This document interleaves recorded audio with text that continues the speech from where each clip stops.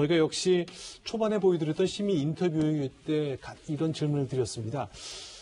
대선에 나온 분들의 본인과 가족의 사적 영역에 대한 검증은 과연 어디까지 해야 되는가 말씀을 여쭤봤는데 그 말씀 시민들이 답을 주셨거든요. 들어보고 계속 논의를 이어가겠습니다.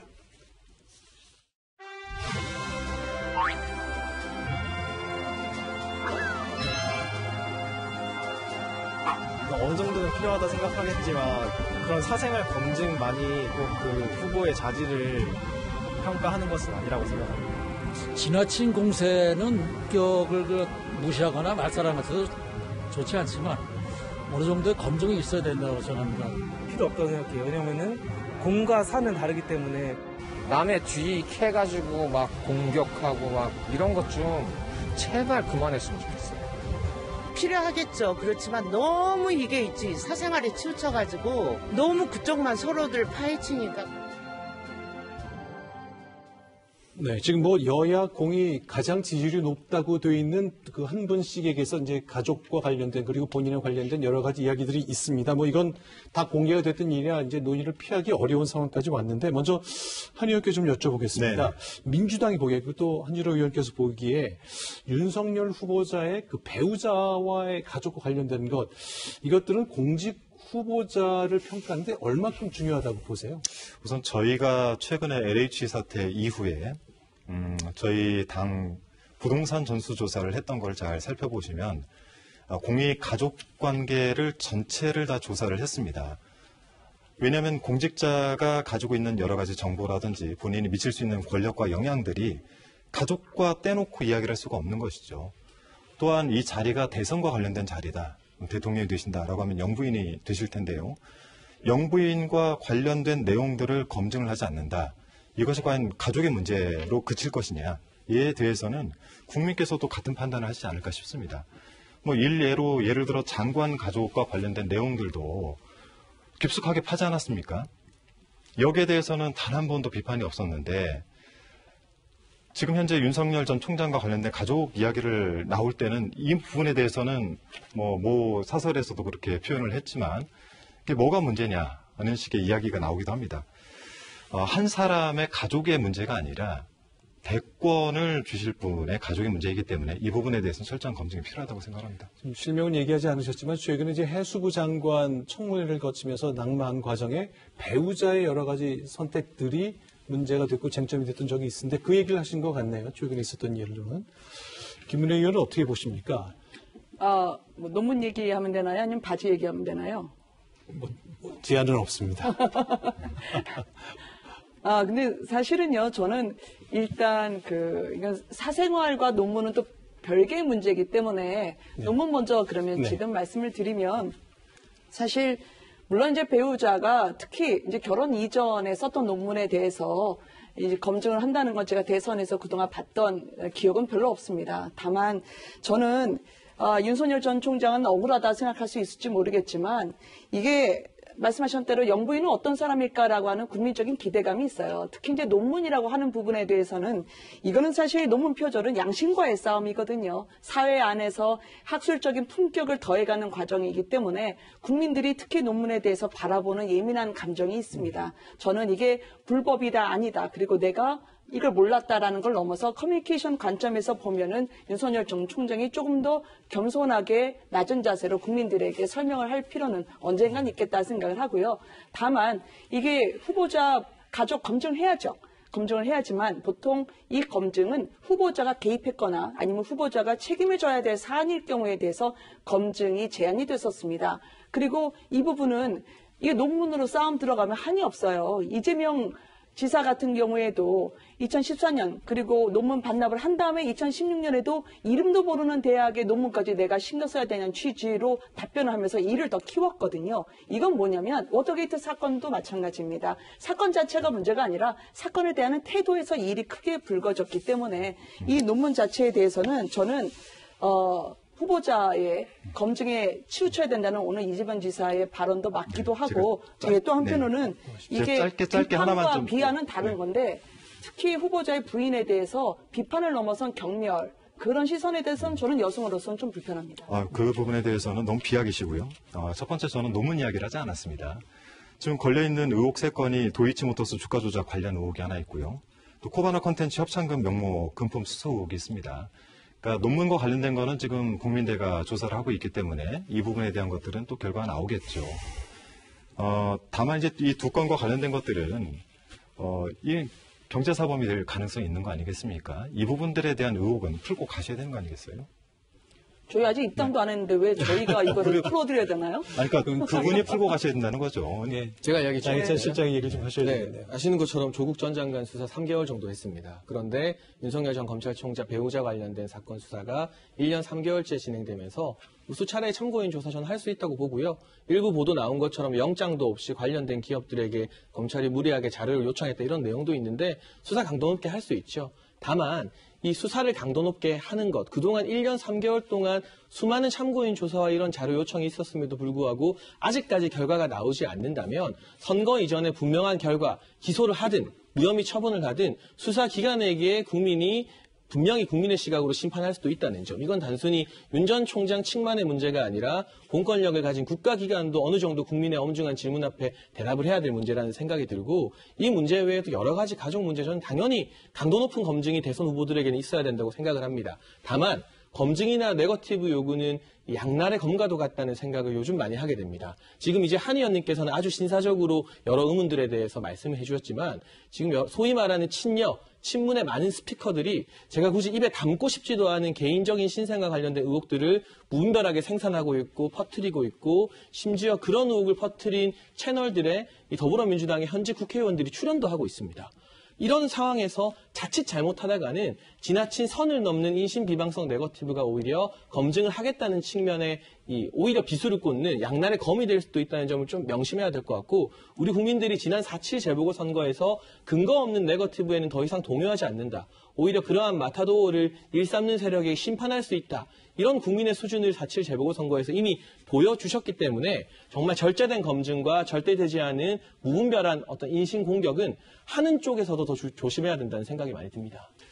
그래서 이건 뭐라고 말씀드릴지 모르겠는데 법적인 문제, 불법과 관련된 건 저는 이건 철저히 검증돼야 된다고 검증 대상이 돼야 된다. 가족까지도 뭐 대통령이 되려고 하는 분이 가족이 불법에 관여했다면 그건 예외 없이 저는 뭐 결혼 전이어도 그건 검증할 수 있다고 저는 봅니다. 근데 문제는 이 도덕적인 문제인데 도덕적인 문제도 전 사생활 관련된 건 저는 검증 대상이라고 보지는 않습니다. 그래서 지금 공교롭게 그 윤석열 총장의 부인에 관한 얘기, 그다음 이재명 총장 개인에 관한 얘기인데 그거는 사실 어떻게 보면 사생활의 영역이라고 봐요. 다만 그 도덕적 영역이라도 저분이 그 대통령을 수행하는데 좀 부적절한 도덕적 행위들이 있지 않습니까? 그런 게 있을 수 있어요. 뭐 제가 뭐라고 얘기는 안 하겠는데 이제 그런 문제들에 대해서는 좀 검증도 있을 수 있다. 대통령 자질로서. 그럼 다만 여야의 공이 지금 1등으로 달리고 있는 두 분이 나름대로 검증을 거쳐왔던 분들입니다. 그러니까 이재명 지사가 선거를 여러 번 나온 분 아닙니까? 그 선거를 나올 때마다 나올 만한 건 다 상대방 측에서 다 얘기를 했어요. 심지어는 뭐 어떤 파일도 다 나오고 했지 않습니까? 다 우리가 다 알고 있는 건 아니지만 대체적으로 알고 있는 것이고요. 윤석열 총장도 선거에 나가지 않았는데 이분 독특한 분이에요. 4년 동안요. 이 문재인 정부 4년 동안 2년 동안은 야당에 의해서 혹독하게 검증한 분인데 나머지 2년은 여당이 또 검증을 또 혹독하게 했어요. 그런 정도 했으면 또 나올 만한 건 어지간히 나온 분이 청문회도 거쳤어요. 그러니까 저는 지금 나오는 것들도 뭐 새로운 것들이 아니라 그때 나왔던 것들 지금 주로 얘기들 하고 있는 거거든요. 그래서 얼마나 파괴력이 있을지 잘 모르겠는데 이미 다 알려져 있는 거기 때문에 다만 대응하는 과정에서 제가 그 두 분한테 좀 요청하는 건 이 가족이 공격당하면 누구나 이게 견디기 쉽지 않습니다. 본인이 공격당하는 것보다 어렵죠. 근데 제가 항상 대통령 컨설팅할 때 그런 얘기합니다. 본인이나 가족에 대한 공격이 들어올 때 이 보통 분노하고 발끈하거든요. 근데 그러지 마시고 국민들은 가족들에 대해서 충분히 알 권리가 있어요. 기자들이 질문할 권리가 있고 그건 충분히 대답해야 된다고 의무가 있다 저는 보기 때문에 다 뭐 설명해야죠. 저도 이제 비슷한 연장선에서 말씀드리고 싶은데 저는 이게 어둠의 반찬거리 같은 사생활로 저희가 대선 후보를 뽑는데 아까운 시간 허비해서는 안 된다고 생각을 해요. 그리고 네거티브라는 것도 사실 전 유통기한이 있다고 생각합니다. 이미 과거에 털고 과거에 논란을 벌였던 걸 굳이 다시 꺼집어 와서 이재명 지사든 아니면 윤석열 전 총장도 마찬가지예요. 이성윤 지검장이 오죽 잘 터셨겠어요. 근데 제가 볼 때는 이재명 지사 같은 경우에도 최근에 이제 제가 남의 당의 경선이지만 상대적으로 이낙연 전 총리의 지지율이 조금 반등하는 모양새가 보이는 게 오히려 민주당 지지자분들은 이재명 합니다라는 슬로건은 너무 좋았는데 바지를 설명해 주세요 하니까 갑자기 욱 하시면서 화를 낸 것 때문에 리더십의 불안정성에 대한 불안을 느끼신 게 아닌가라는 생각이 들거든요. 저는 그래서 이 기본소득 후퇴를 하신 부분에 대해서도 좀 아쉽지만 바지 얘기 한번 했다가 거기에 답을 해야 되는데 화를 내시는 건 지지자분들은 통쾌하실지 몰라도 국민들이 볼 때는 상당히 예의가 아니었다는 생각이 들기 때문에 어쨌든 검증을 하는 과정에서는 저희는 오히려 응대하는 과정에서 리더십이 평가받을 수 있는 부분이어서 그 부분은 한번 유념해 주시면 훨씬 더 멋진 본선을 치르실 수 있겠다라는 그런 생각이 듭니다. 네, 뭐 저희 후보들께서 조언 잘 들으셨으면 좋겠네요. 네. 이 사생활 검증과 가족 관련된 이야기가 이렇게 좀 점잖게 정리되는 모습을 보니까 실제 후보들 사이에 또 정당 사이의 논쟁도 앞으로 몇 달 사이에 이런 모습의 연장 정도였으면 좋겠다 싶은 생각이 드네요. 알겠습니다. 역시 대통령 선거에 영향을 미치는 여러 가지 요소 중에 하나를 꼽자면 지난 4월 선거도 그랬고 현금을 사용한 복지정책의 확대, 사회적 약자를 위한 경제적 혜택을 제공하는 일 관련돼서 그런 공약과 정책도 빠질 수가 없을 것 같습니다. 때로는 어떨 때는 이게 꼭 필요한 정책 같기도 하고 또 누구는 매표 행위라고 얘기하는 사람도 있단 말이죠. 과연 그 중간에 어디를 봐야 될지 지금부터 대선 국면에 좀 잘 지켜볼 생각의 틀이 좀 제공이 됐으면 좋겠습니다. 한 의원은 어떠십니까? 네. 공약, 여러 가지 현금 복지 공약도 나오고 있잖아요. 그러니까 이런 복지 공약 자체를 뭐 현금형이다, 뭐다 이렇게 규정을 지키보다 대통령 선거에 나가시는 분들이 당선이 되고 제일 먼저 해야 되는 대통령 선서가 있습니다. 국회의원 선서하고 아주 비슷해요. 첫 번째는 헌법을 준수하게 돼 있고요. 국가를 보위하고 조국의 평화 통일에 대해서 그 다음에 국민의 자유와 복리, 증진을 위해서 힘을 쓰게 돼 있습니다. 그러니까 국민들의 복지 부분은 우리 민주주의 정부에서는 반드시 챙겨야 되는 부분이고 여기에 대한 방법적인 측면에 대해서 여러 가지 논란이 상대 진영에서 서로 있을 수는 있지만 제가 볼 때는 이 복지 부분에 대해서는 대선 주자라면 누구나 다 공약을 해야 되는 부분이라고 생각합니다. 네. 네. 자, 그러니 이제 포퓰리즘이라는 논쟁도 있었고, 과연 누가 더 유권자의 표심을 많이 가져오느냐에서 예산 제약은 별로 좀 도외시된 듯한 흐름도 좀 있긴 있었습니다. 네, 저는 그래서 이제 유권자들이 이런 현금성 복지 정책 앞에 미래 세대, 2030들은 그리고 지금 투표권은 없지만 어린아이들과 10대들의 미래는 어떻게 하지라는 고민을 하기 시작했다고 생각을 합니다. 역시나 4.7 재보궐선거 때부터 그러한 조짐이 드러난 것 같고요. 우리가 4.7 재보궐선거를 평가할 때 2030이 주역이 된 선거라는 평가를 참 많이 합니다. 이게 단순히 20대나 30대가 기존의 통념대로 민주당을 선택하지 않아서뿐만이 아니라 20대, 30대는 이런 질문을 지금 기성세대에게 던지고 있습니다. 그래서 우리의 미래는, 우리는 국민연금을 받을 수 있나요? 건강보험 재정이 과연 유지될 것인가요? 한 가지 통계를 한번 들어보겠습니다. 노무현 정부에서 증가된 국가 채무가 165조였습니다. 이명박 정부에서 180조, 박근혜 정부에서 170조였습니다. 진보, 보수 동일하게 170조 언저리였습니다. 문재인 정부에서 5년 동안 예상되는 지금 이미 추계가 나와 있고 내년 예산을 고려했을 때 늘어날 국가 채무가 410조가 넘는다고 합니다.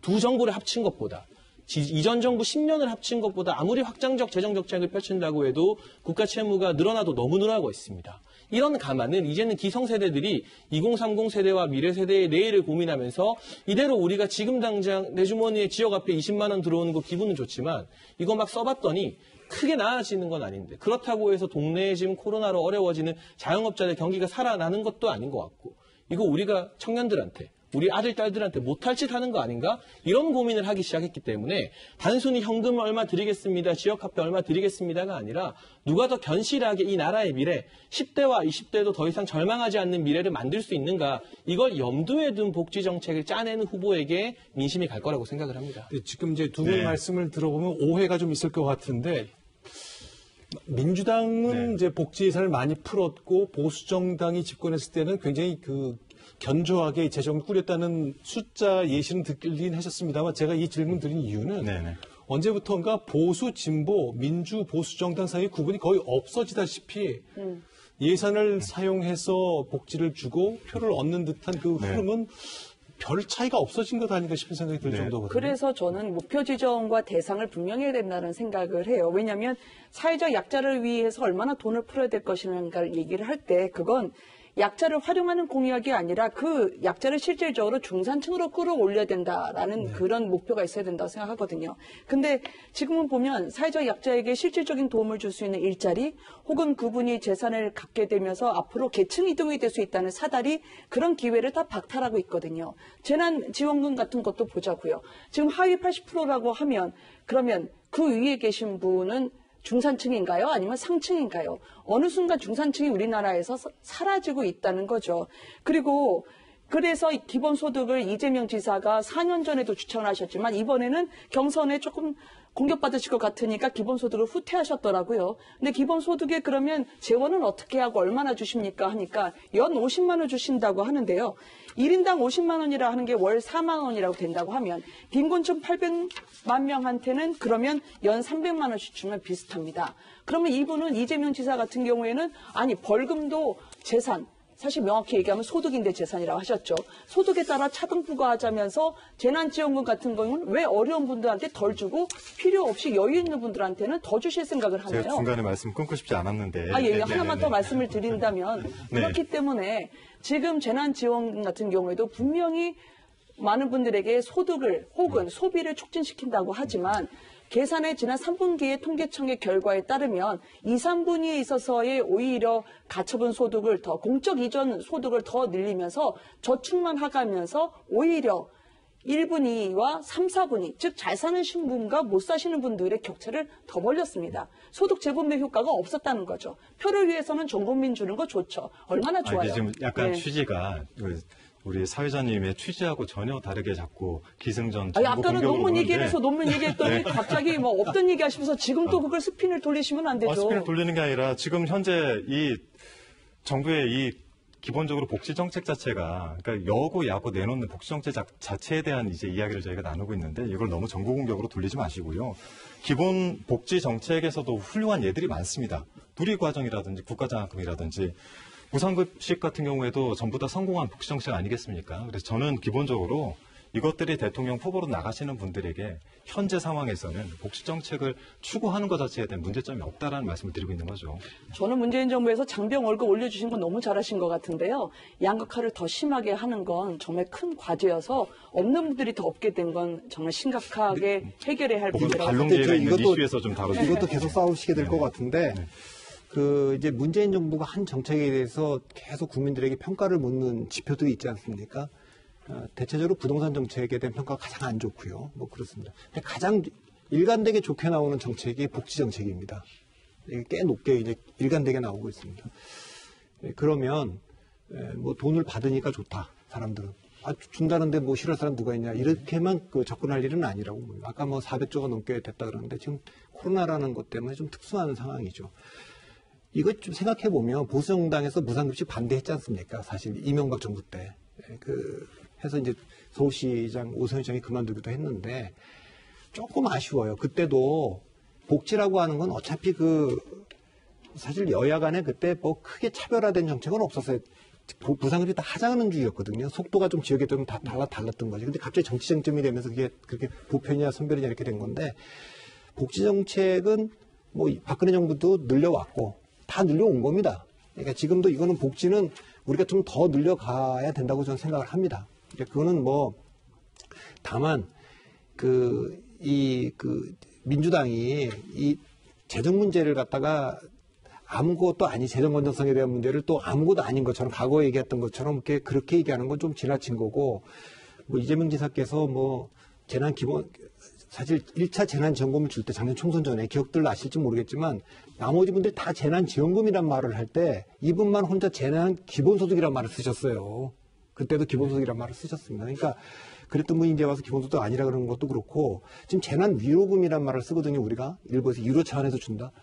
지금 사실은 굉장히 어려운 분들이 지금 있습니다. 이 지금 셧다운되고 이렇게 되면 굉장히 어려운 분들이 저는 누군지 모르겠어요. 일단 자영업자 그럴 것이고 좀 있지 않습니까? 거기에 좀 두텁게 주자는 게 저는 합리적인 주장이라고 좀 봅니다. 물론 이제 민주당 내에서도 그런 주장을 하는 분들이 있기 때문에 제가 특정한 정당의 뭐 당파성을 갖고 말씀드리는 건 아니고 이걸 그냥 무의미하게 돈을 뿌리는 것보다는 좀 적재적소에 갈 수만 있다면 그걸 이제 가려내는 게 어떨지 모르지만 좀 이거는 좀 지금 이제 1차 때는 작년 총선 때는 재난지원금을 주는 게 선거에 영향을 좀 미쳤느냐 안 미쳤느냐 이게 좀 있을 수 있다고 저는 봅니다. 근데 지금은 이미 이제 그거가 영향을 미친다고 보지는 않기 때문에 저는 뭐 그걸 뭐 너무 비판하지 말고 여야가 좀 머리를 맞대서 좀 가장 합리적으로 좀 돈이 지원될 수 있도록 좀 급하게 좀 합의를 좀 했으면 좋겠습니다. 제가 저 당이 이어서 한 말씀만 드리면 재정 건전성류에 마치 오히려 인색하게 했던 그런 옛날식의 논리가 아니라 저희는 돈을 쓴다면 제대로 써야 된다는 거죠.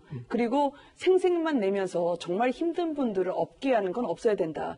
그렇지만 소상공인 같은 경우에도 손실보상을 반드시 소급 적용하자고 하지만 지금부터 매출에 따라서 보상해주겠다? 그런 식은 오히려 소상공인 분들은 당했다고 생각을 할 겁니다. 죄송한데 팩트가 두 개가 틀렸어요. 잠깐만요. 네. 제가 말을 하고 있는데 끝까지 말씀 들어주시면 드리고, 너무 감사할 것 같아요. 그리고 두 번째로 본다면 이게 이재명 지사 같은 경우에도 사생활은 저희는 더 이상 뭐 그런 부분에 대해서는 분별 있게 가르자라고 생각하지만 사생활이든 뭐든 저희가 중요한 건 사적 영역이든 공적 영역이든 말이 바뀌면 안 된다. 그거는 말의 일관성. 그래서 기본소득 같은 경우에도 예전에는 지상과제로 하셨다가 지금은 우리 당에서 주장을 했던 V소득, 네거티브 인컴 텍스처럼 덜 받는 분들에게는 훨씬 더 지원을 높이 하자라는 부분에 언제든지 그거는 야당 지지를 했는데 할 수 있다라고 후퇴하면서 충분히 대상이나 지급 방식이 다른 부분까지 양보한다는 건 국민들로서는 좀 갸웃할 것 같다. 그때는 맞고 지금은 틀리다인가? 일관성 문제를 말씀드린 거였습니다. 일관성 부분에 있어서는 여당의 입장에서 국민들을 불평등하게 지급을 한다라는 거는 생각지도 않고요. 잘 아시겠지만 정책 토론에서 저희들 마찬가지 전국민 재난지원금에 대해서는 깊은 토론이 있었고 많은 분들이 전 국민들에게 드려야 된다라는 얘기를 하고 있습니다. 다만 손실보상의 경우에는 매출이 아니라 영업이익 기준으로 드리는 것이고 이분들을 8월 기준으로 해서 계산을 하게 되면은 빨리 드려야 한 10월 정도 아니겠습니까?